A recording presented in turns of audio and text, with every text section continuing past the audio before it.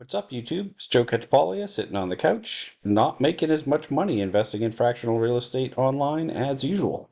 Today I'm talking about staking tokens on Lofty. If you haven't staked anything in the liquidity pool, either side, or if you have and it's not really working for you, um, I did a couple of videos early on about just what the liquidity pools are, what staking is.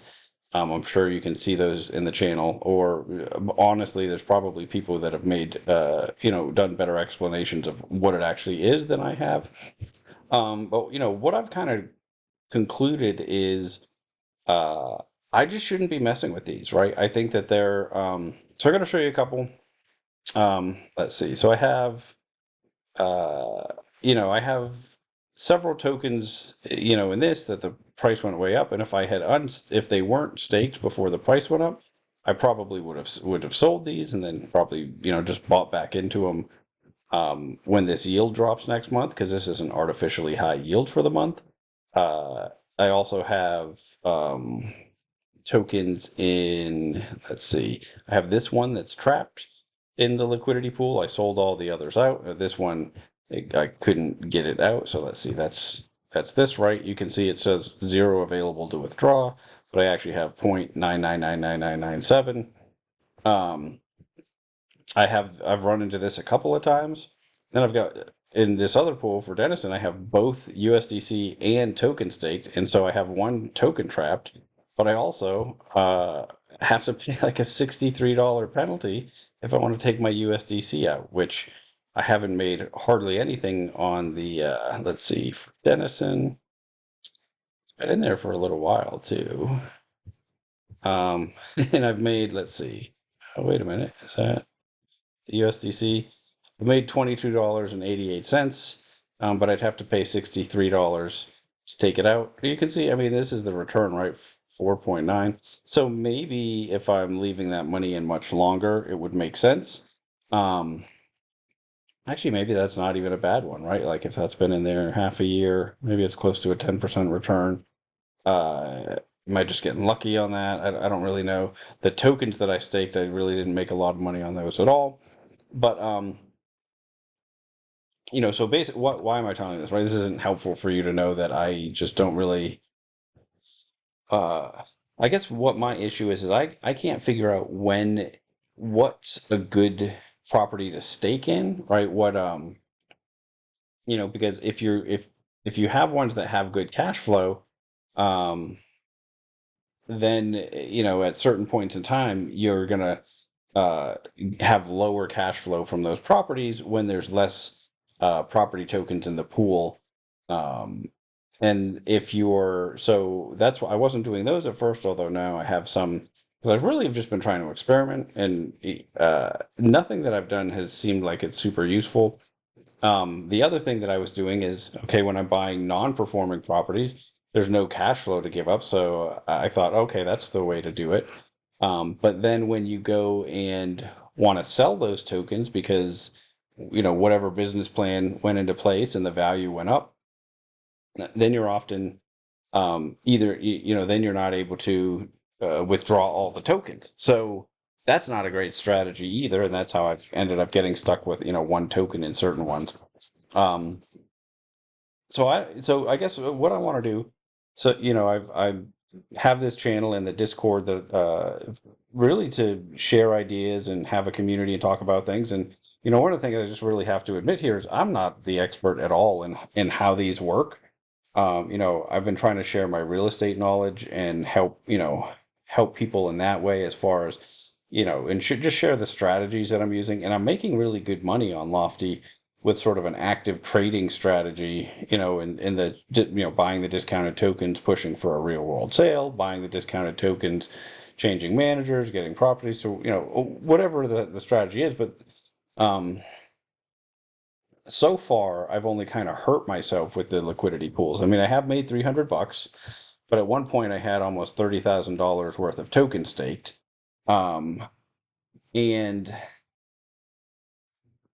I think I've missed out on more opportunities from having tokens stuck in the pools than I have made money. And even if that's not completely true, even if it's been a wash. It's just like sort of this extra step that just causes some problems. So, I mean, I have some properties where it worked out well. Like, for example, Sangamon, I made $34 um, in trading fees on this.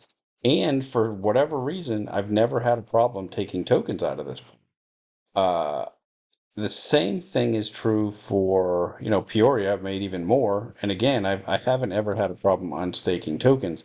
And maybe it's because I have a lot of tokens, but I think at any point in time it will still say that I can take them all out. Let me just check.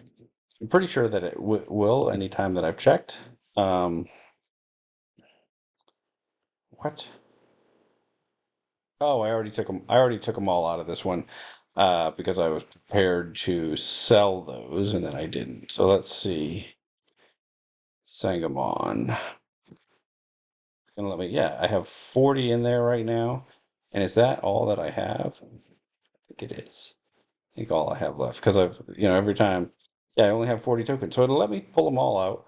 The price isn't too high compared to my average basis, but it is a little higher. But every time the price is really spiked, it still let me take tokens out. Um, it didn't like divide them for me. So clearly, I don't fully understand how these work. I've had a couple discussions through the Discord with people. Um, I have some like vague sense of it, but they just don't behave the way I want. And so, what I'm really hoping is a couple things. One, let me know if you care about staking at all, right? If this is something that, if it's a topic you want to learn more about, if you think it's useful, let me know if you are currently staking either tokens or USDC, either side, and it's working for you, or not, right? So, and then if you do feel like you know a lot about this and you have a strategy that works and is making money and not stopping you from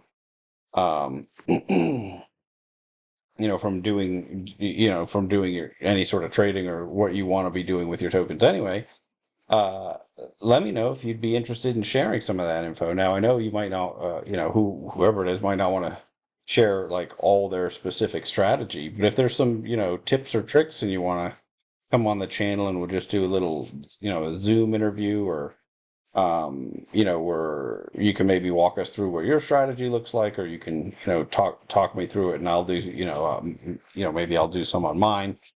Um, I'm interested, one, if there's anybody out there that's been watching this that would like to do that, and then two, anybody that is watching, would you even care, right? Is staking a topic that you care at all about, or is it just sort of like this distraction from, let's just make money on the real estate deals? That's what I can't decide. I can't decide.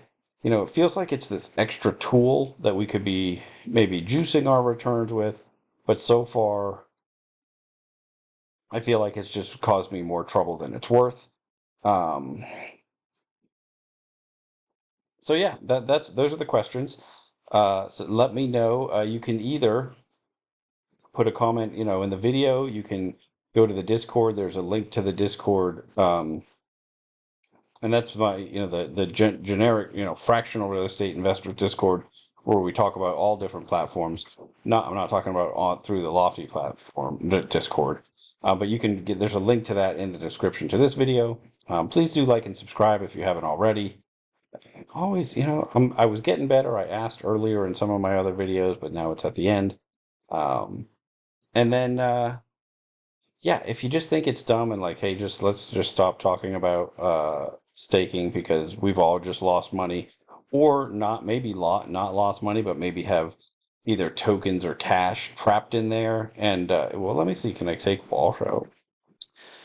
I check on these every once in a while, and it just seems like it's always, uh, if you put a bigger number, it will just default to whatever's in there. It looks like that's not the worst. Oh no, it is pretty terrible, right? So I've got yeah, $164 available, but really I'll pay a $99 withdrawal penalty. I get $64 back. This is what they all look like for me, and I don't know if I just pick bad pools, if I'm just trying to take money out too early, I think that's a possibility, right? Like maybe these were intended to be like, I'm going to leave my money in this for a decade and it makes sense. Um, I'm sure you're not supposed to be getting in and out of it as quickly as I've decided to. But oh, what is this? Claim stakes. I don't think I have anything staked here.